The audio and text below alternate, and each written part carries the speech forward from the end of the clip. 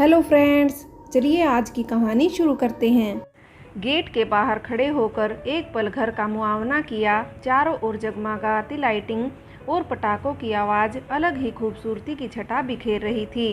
अंदर से आती ढोलकी की आवाज़ और उस पर थिरकते हुए गाने और औरतों की हंसी ठिठोली और फिर मेहमानों का जमवाड़ा, क्या कुछ नहीं था। चांदनी ने सब देखा और एक लंबी आह भरी, जैसे किसी जंग के लिए खुद को तैयार कर रही हो। आप यहाँ क्या कर रही हैं? अंदर नहीं जाना है क्या? निखत ने आते ही सवाल दागा। हाँ, बस चल रही हूँ, चांदनी ने सर हिलाकर जवाब दिया। मन का भारीपन चेहरे पर ना उभरे, इसलिए चेहरे पर गज भर की हंसी चिपका रखी थी। यूं भी वो यही करती आई थी।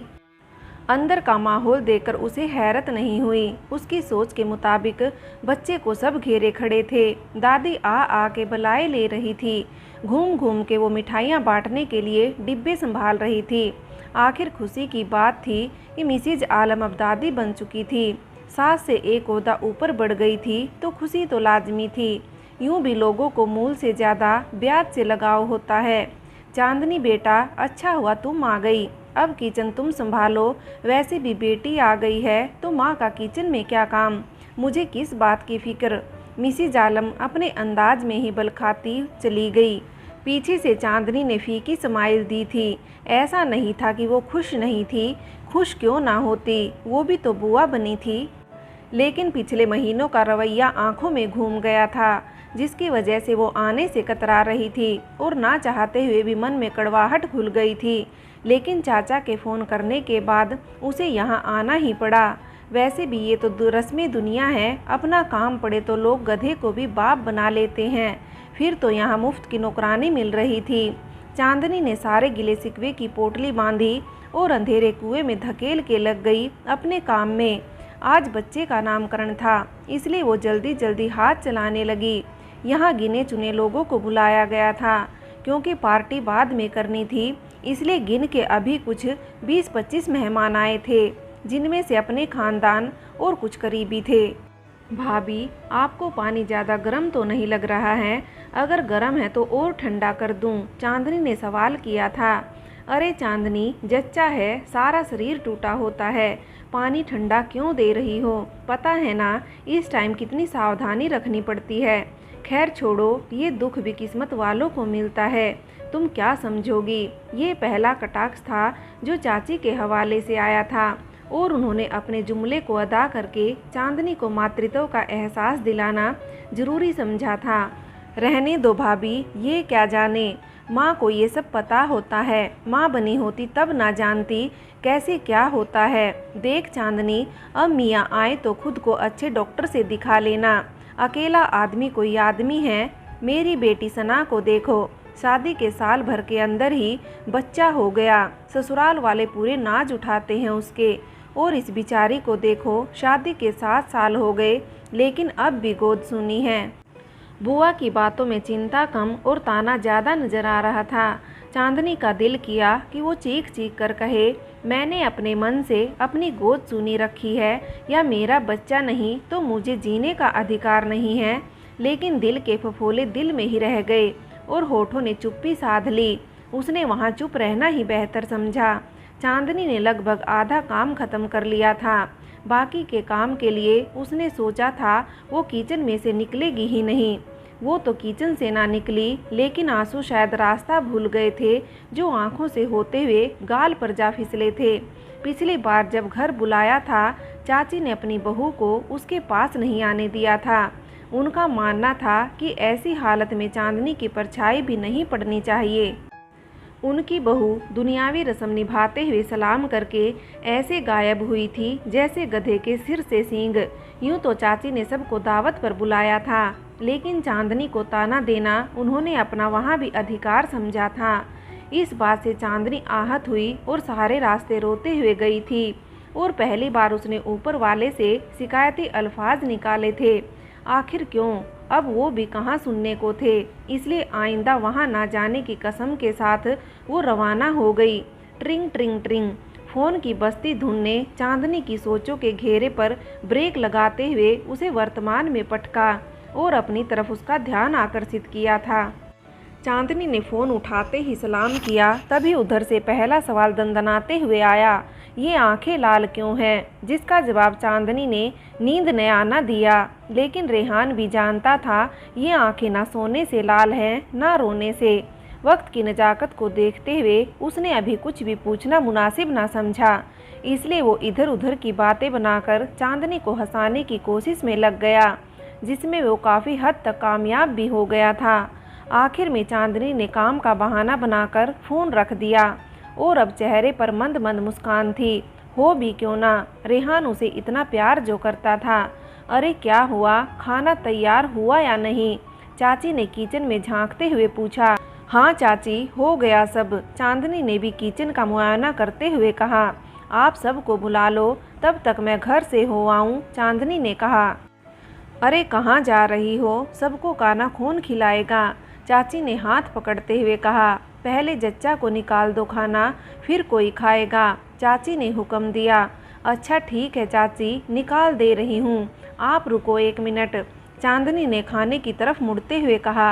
अरे नहीं चांदनी, तुम रहने दो, चाची ने चांदनी को हटाते हुए कहा। आमना तुम निकाल दो खाना, तुमको पता है ना जच्चे का खाना कैसे निकालना है, ध्यान से निकालना। चांदनी अब तुम निकल जाओ किचन से, चाची ने एक अदा से हाथ नचाकर कहा, जिस पर जबत रखते हुए भी 2 कतरे चांदनी की आंखों से फिसल ही गए थे। उसे भी समझते देर न लगी कि चाची ने उसे किचन से क्यों निकाला है। मैंने खाना बनाया, तब छूत नहीं लगी खाने में, खुद में बड़बड़ाते हुए वो किचन से निकल आई। लेकिन आंखों में आंसुओं की लड़ी सी लग गई, जिसे उसने जैसे तैसे छुपाया था, और जाकर एक कोने में बैठ गई।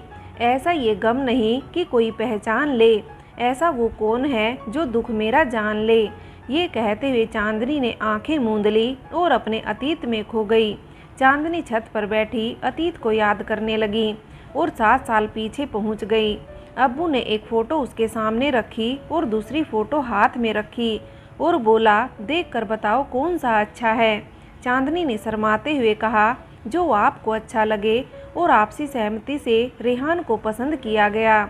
चांदनी ने भी सबकी रजामंदी पर मुहर लगा दी। हालांकि चांदनी की अम्मी ने रेहान की मां ना होने पर ऐतराज़ जताया। आखिर मां थी, इसलिए उनका चिंतन होना स्वाभाविक था। चांदनी के पिताजी ने सबसे राय की। घर में चांदनी और चांदनी की अम्मी की बातों पर गौर किया। सबने एक राय में बोला, जिसकी माँ नहीं होती उसकी शादी नहीं होती क्या? चांदनी के अब्बू ने चांदनी को राय दी कि वो रेहान से बात करे और उसके मन मिजाज को जान ले। आखिर जिंदगी तो दोनों को ही बितानी है। चांदनी ने उनकी बात मान के रेहान से बात की, क्योंकि रेहान विदेश में नौकरी करता था, इसलिए मिलना मुमकिन नहीं था, सो फ़ोन ही एकमात्र सहारा था। धीरे धीरे बात करते हुए चांदनी और रेहान ने अपने दिल की अदला बदली भी कर ली। फिर इंतज़ार का दौर चला।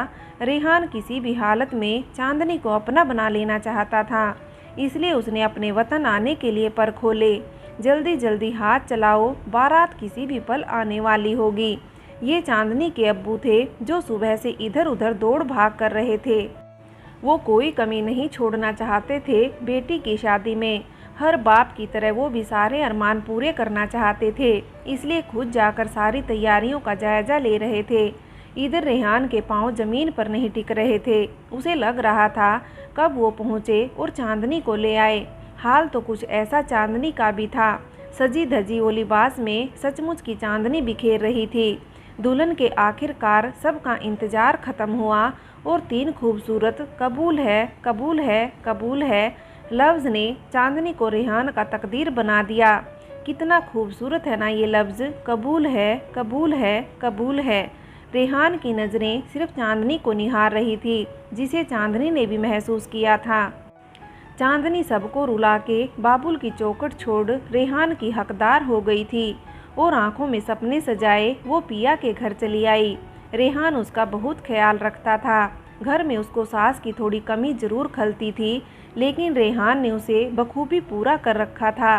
कुल मिलाकर रेहान एक अच्छा पति साबित हुआ। देखते ही देखते शादी के 2 महीने बीत गए। रेहान और चांदनी बहुत खुश थे एक दूसरे का साथ पाकर। कुछ दिनों से चांदनी की तबीयत बहुत ख़राब रह रही थी। उसे टाइफाइड हो गया था, जिसकी वजह से रेहान थोड़ा परेशान रहता था, लेकिन चांदनी उसे समझा देती थी। आखिरकार वो वक्त भी आया जब रेहान के जाने का वक्त हो गया।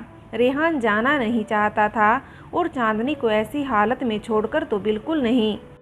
सारी रात रेहान और चांदनी की आंखों में बीती। दोनों नहीं चाहते थे इस रात की सुबह हो, बस वक्त यहीं थम जाए। लेकिन वक्त था कि हाथों से रेत की तरफ फिसलता जा रहा था। रेहान चांदनी को ढेरों हिदायतें और बातें समझा रहा था। चांदनी की तबीयत खराब देखकर पहले तो सबको लगा कि कोई खुशखबरी है, लेकिन चांदनी ने ये बात सिरे से खारिज कर दी। अपने शुरुआती दिनों में रेहान और चांदनी ने तय किया, हम पहले खुद इतना सशक्त बनेंगे ताकि ये जिम्मेदारी उठा सकें। आजकल के परिवेश में बच्चों को अच्छी परवरिश देना बहुत चुनौतीपूर्ण काम था, इसलिए दोनों ने तय किया हमें अभी बच्चा नहीं चाहिए। खैर, रेहान जाने के लिए भारी मन से तैयार हुआ, लेकिन चांदनी को देखकर उसका दिल टूट सा रहा था। ये बात चांदनी भी समझती थी, इसलिए उसने अपने चेहरे पर मुस्कान सजा ली थी ताकि रेहान कमज़ोर ना पड़े। रेहान ने चांदनी के माथे पर किस किया और कहा, अपना ख्याल रखना, सबसे मिलकर रहना। ये कहते हुए वो कमरे से निकल गया। चांदनी बस उसे खुद से दूर होते हुए ताकती रह गई। एक रोटी की खातिर कितने मजबूर हो गए। क्या देश, क्या घर बार, सबसे दूर हो गए। रेहान के जाने के बाद उसका कई दिनों तक मन नहीं लगा। घर जैसे काटने को दौड़ता था।